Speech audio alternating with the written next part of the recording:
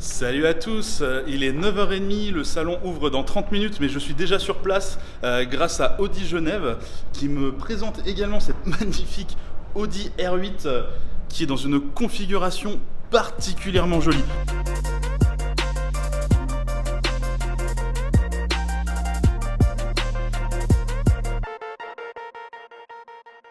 Superbe configuration du coup pour cette Audi R8.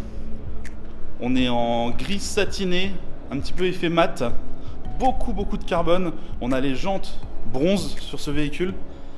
C'est une config qui est vraiment très jolie. Alors c'est une édition limitée, hein, c'est la R8 Decennium qui est limitée à 222 exemplaires. Si on oublie le nombre, c'est pas grave, c'est en réalité indiqué sous la portière. Il y a un petit spot qui vous indique exactement quel est le numéro de votre voiture et sur combien, donc sur 222 exemplaires. Celle-ci est indiquée comme 000 puisqu'elle est sûrement destinée à ne pas être vendue. Elle sera sûrement gardée par Audi par la suite. Donc moi cette configuration je la trouve vraiment superbe. On a notamment le bronze des jantes qui se retrouve dans la partie intérieure puisque toutes les petites surpiqûres sur le volant et sur les sièges sont également bronze. On a également beaucoup de carbone un petit peu partout. C'est vraiment une très jolie voiture. Toujours chez Audi, avec cette e-tron GT Concept. J'aime beaucoup ce véhicule. En fait, je trouve que chez Audi, depuis quelques années, on s'endort vraiment au niveau du design. Il se passe vraiment plus grand chose quand on regarde le reste du stand. On s'ennuie un petit peu, elles se ressemblent toutes et on a l'impression qu'elles n'ont pas changé depuis des années. Mais alors là, ici, on se retrouve vraiment avec quelque chose de complètement fou. Regardez-moi ces arches à l'arrière. Bon alors j'imagine qu'en dessous c'est simplement une Porsche Taycan qui a un petit peu été recarrossée, un petit peu retravaillée.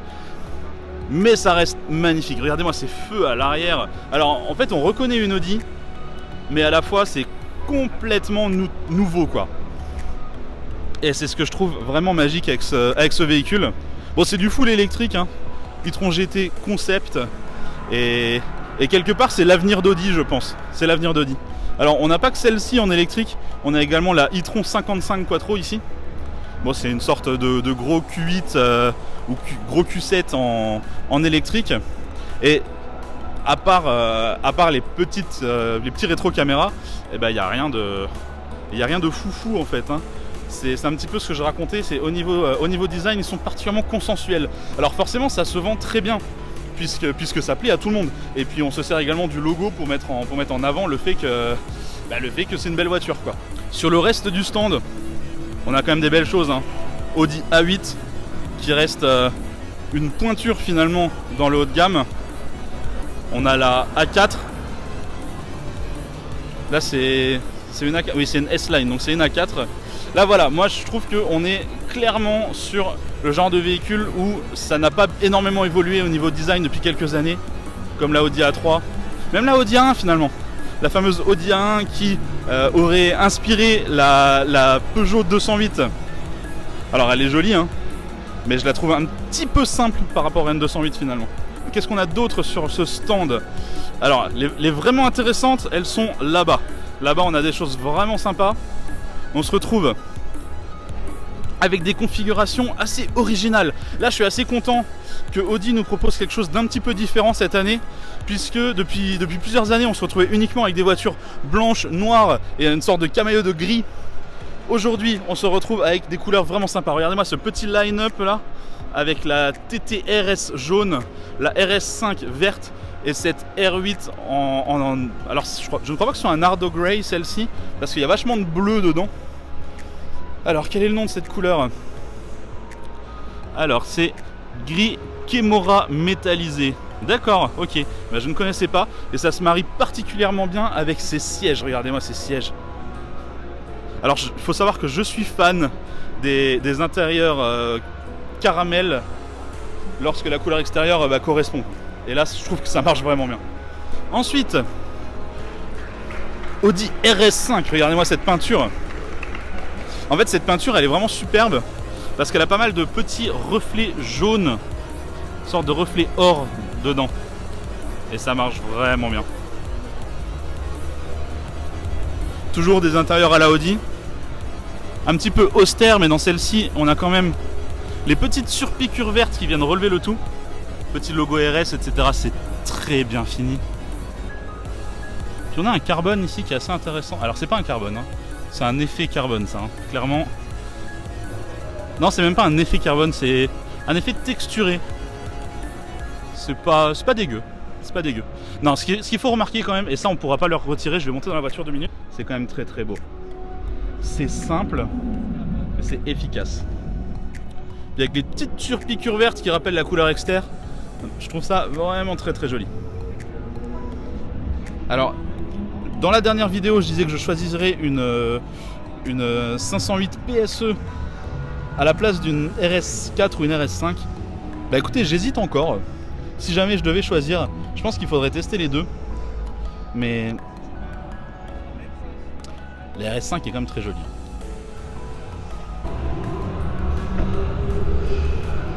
Non, puis il y a plein de petits détails qui font la différence. Regardez-moi, ces petits bas de caisse carbone.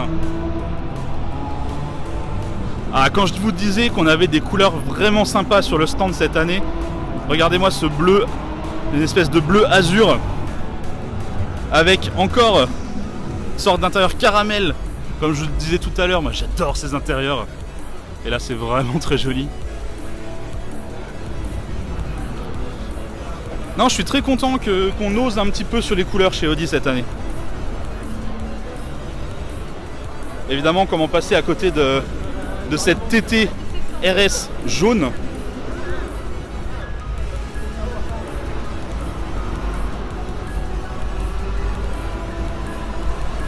Alors c'est pas forcément les jantes que j'aurais choisi, je suis pas fan de ces jantes, mais par contre la couleur est superbe.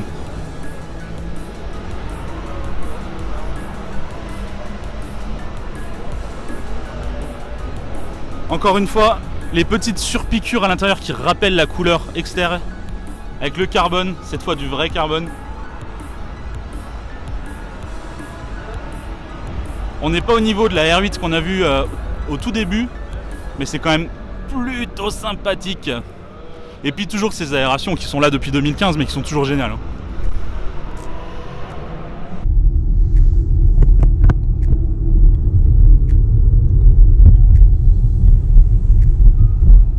Bon, pour la fin de cette vidéo sur le stand Audi, je vous propose un petit tour en Audi e-tron, la toute dernière électrique de chez Audi. C'est impressionnant, bon ça fait pas un bruit forcément, c'est électrique.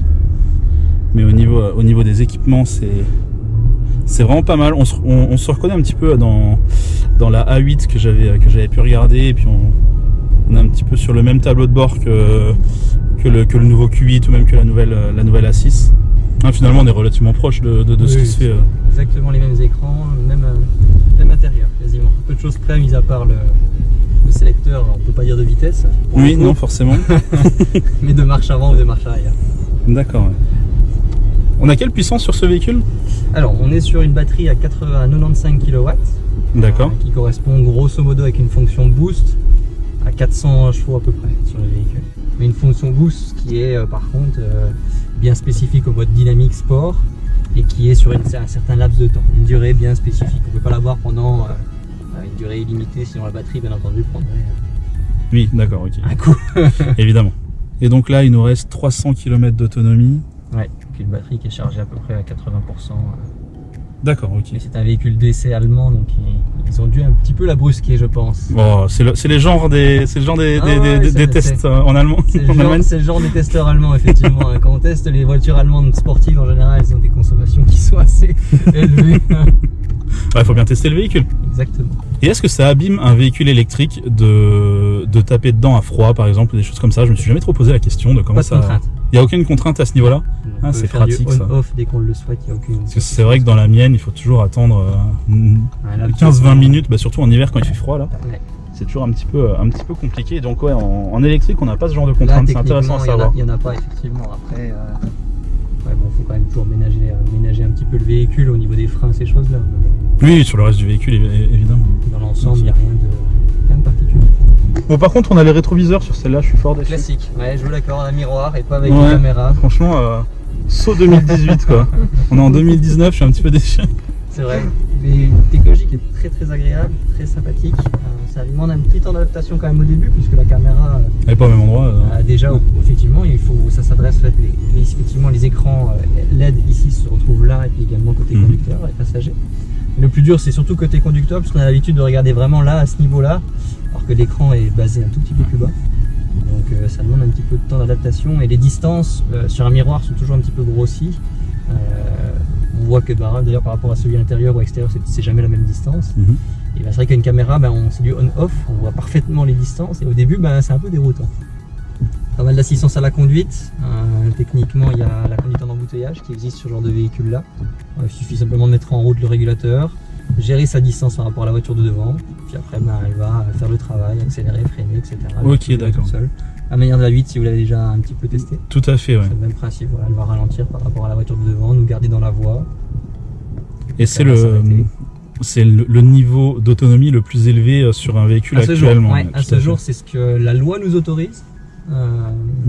Et après, il y a Tesla qui fait entre guillemets plus avec des équipements de niveau 2. C'est un petit peu la contrainte qu'on peut dire de Tesla, c'est qu'ils prennent un petit peu des risques entre guillemets, même si le système fonctionne très très bien, l'autopilot. Bien entendu, et ils mettent beaucoup plus d'assistance parce qu'il y a des caméras sur les montants, centraux sur le côté. Mais techniquement, on est sur un système de niveau 2. D'accord. C'est pour ça qu'on voit pas mal d'accidents malheureusement sur YouTube. Oui, tout à fait, il y en a quelques-uns. J'avais fait une vidéo d'ailleurs où je comparais un petit peu les différents systèmes d'autonomie. Et effectivement, le système de Tesla semble faire plus, mais au final... a les mêmes équipements que ce que nous avons sur nos véhicules. Puisqu'à ce jour, à part des caméras multifonctions qu'on retrouve d'ailleurs sur la Tesla qui sont un peu partout, comme je disais précédemment, et des capteurs Doppler qu'on peut avoir devant le véhicule qui vont régler la distance par rapport à la voiture devant, c'est les seuls éléments qui peuvent nous permettre de faire entre guillemets de l'autopilot. Et nous, on s'arrête à de la conduite semi-autonome. Bon voilà, j'arrête ma vidéo ici. C'est super gentil à Audi Genève de nous avoir présenté le salon, la R8 Decennium et ce magnifique e-tron. Et comme d'habitude, je vous invite à regarder d'autres vidéos et à vous abonner si ce n'est pas déjà fait. Allez, bye bye.